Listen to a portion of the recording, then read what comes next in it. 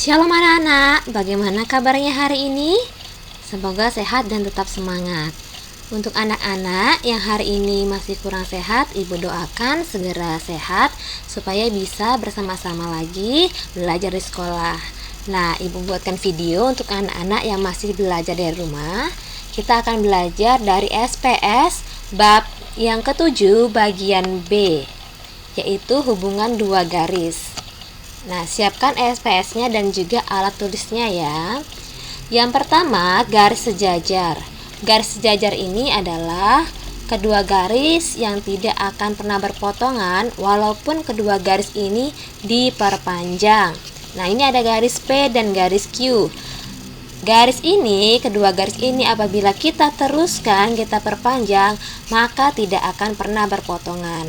Nah, garis sejajar dilambangkan dengan gambar garis miring berupa dua garis. Jadi, garis P itu sejajar dengan garis Q. Sifat garis sejajar melalui satu titik di luar garis hanya dapat ditarik tepat satu garis yang sejajar dengan garis tersebut. Nah, jika suatu garis memotong salah satu dari dua garis sejajar, maka garis tersebut juga akan memotong garis yang kedua. Ini garis pertama dan ini garis kedua. Bila satu garis ini memotong garis pertama, maka akan memotong garis yang kedua.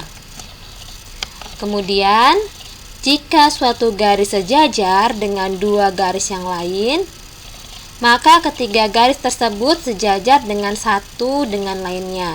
Nah, bila ini ya, suatu garis sejajar dengan dua garis yang lain ini ya, maka ketiga garis itu akan sejajar. Nah, tidak akan berpotongan. Kalaupun kita tambahkan satu garis lagi di bawahnya sini, dia menjadi 4 garis dan dia tetap akan sejajar. Berikutnya yang kedua adalah garis berpotongan. Nah, garis berpotongan ini garis yang bila kita teruskan akan memotong pada suatu titik, pada salah satu titiknya. Garis memotong yang bentuknya seperti ini, di sini 90 derajat atau siku-siku, maka ditulis tegak lurus, berpotongan tegak lurus, lambangnya seperti ini. Huruf T besar terbalik. Jadi garis K ini berpotongan tegak lurus dengan garis L. Dibaca K tegak lurus L. Nah, pada gambar ini terdapat garis berpotongan di sini ya. Ini garis berpotongan. Tapi terdapat juga garis sejajar antara ini. Nah, besi pada rel yang ini dan yang ini sejajar. Nah, ini dan ini sejajar, tetapi pas di sini berpotongan. Kemudian yang berikutnya garis berimpit.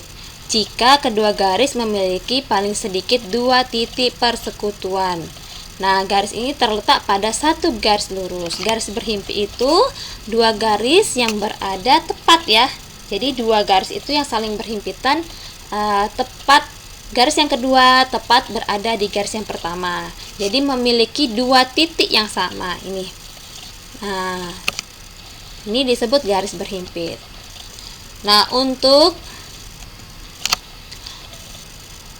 semakin memahami, Ibu akan memberikan penjelasan dari SPS di halaman 131. Anak-anak yang di rumah silahkan memperhatikan penjelasan kali ini. Berilah tanda centang pada garis yang sejajar. Nah, garis yang sejajar adalah garis ini dan garis ini. Kemudian, buatlah sebuah garis yang sejajar dengan garis berikut. Nah, garis yang sejajar anak-anak bisa buat dengan menggunakan penggaris ya. Nih, sejajar. Kemudian kita buat lagi garis. Ini garis sejajar. Kemudian ini garis sejajar.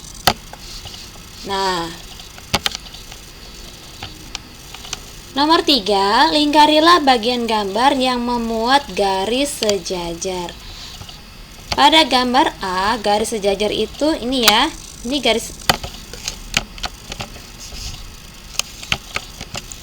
garis sejajarnya pada gambar A adalah ini. Nah, ini sejajar ya. Ini juga sejajar. Nah, pada gambar B ini ini sejajar semua ini ya, ini sejajar. Nah, kayu yang ini yang panjang yang di atas ini sejajar dengan kayu yang di bawah. Nah, begitu anak-anak ya. Nomor 4, tuliskan semua garis yang sejajar dengan garis RS. RS ini ya, garis RS. Maka garis yang sejajar adalah garis DE dan QT. Nomor 5, tuliskan 3 contoh benda yang memiliki garis sejajar. Contohnya tadi rel kereta api, garis pada ubin itu keramik ya. Kemudian besi, pagar yang saling sejajar. Kemudian senar gitar juga memiliki garis yang sejajar.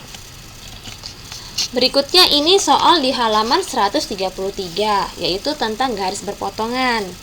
Berilah tanda centang pada gambar yang memuat garis berpotongan. Nah, ini terdapat garis berpotongan. Ini ya. Kemudian ini juga berpotongan. Nomor 2, berilah tanda centang pada gambar yang merupakan garis berpotongan. Ini gambar yang B dan gambar yang C.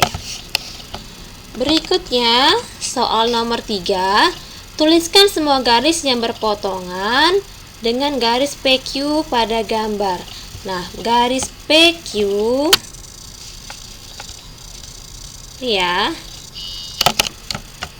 Garis PQ, bentar Ibu ulangi ya. Ini adalah garis PQ.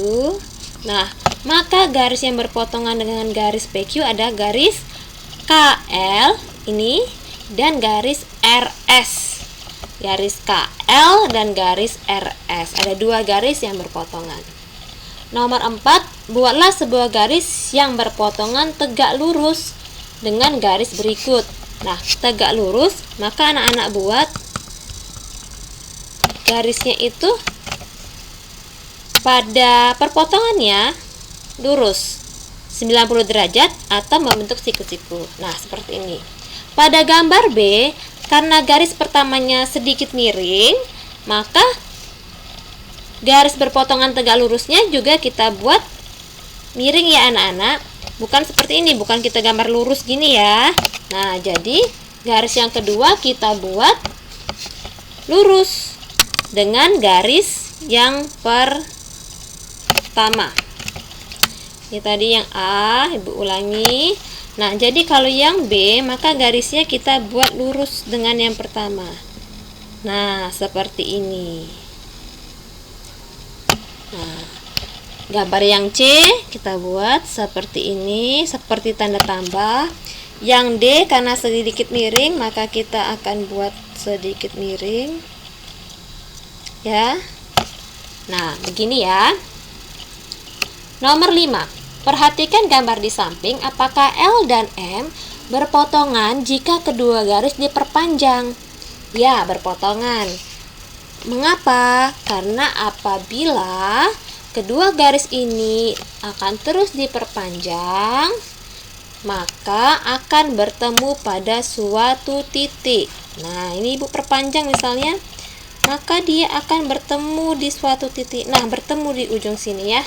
Jadi, kedua garis ini berpotongan. Kemudian, soal di halaman 135. Berilah tanda centang pada gambar yang berhimpit. Nah, yang berhimpit ini ada 2 penggaris. Penggaris berwarna hijau yang lebih panjang dan satu lagi penggaris berwarna orange. Kemudian, penggaris ini berhimpit ya anak-anak. Penggaris oranye ini diletakkan di atas penggaris yang hijau. Jadi kedua penggaris ini berhimpit. Kemudian yang kedua ada pensil biru dan pensil warna kuning. Nah, pensil kuning ini diletakkan tepat di atas pensil berwarna biru. Jadi, kedua pensil ini berimpit. Nah, yang ini tidak, ini sejajar, yang ini berpotongan. Nah, nomor 5 ini juga berimpit. Bagian B, gambarkan garis yang berimpit dengan garis berikut. Nah, anak-anak bisa gambarkan menggunakan penggaris ya. Contoh ini garis berimpit. Nah, ini boleh sama panjang, boleh lebih panjang atau lebih pendek. Nah, boleh. Nah, ini berimpit. Jadi garis yang kedua tepat diletakkan di atas garis yang pertama. Itu namanya berimpit. Nah, ini Ibu buat yang lebih panjang dari garis yang pertama.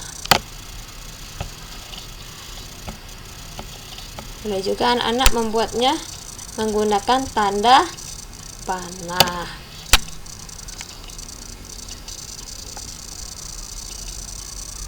Nah, kurang lebih begitu.